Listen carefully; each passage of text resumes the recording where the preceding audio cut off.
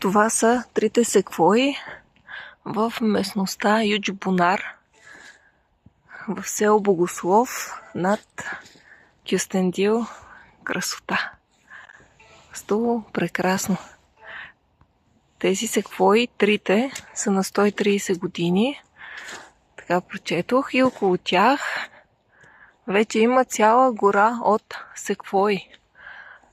Прочетох също така, че учените казват, че тези дървета не виреели в Европа, тъй като са от Северна Америка.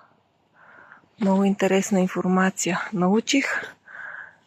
След това ще пусна и снимчици да прочетете и вие. Споделям. Ето тук, само да видите за какво става въпрос. Колко големи са. Това е едното дърво.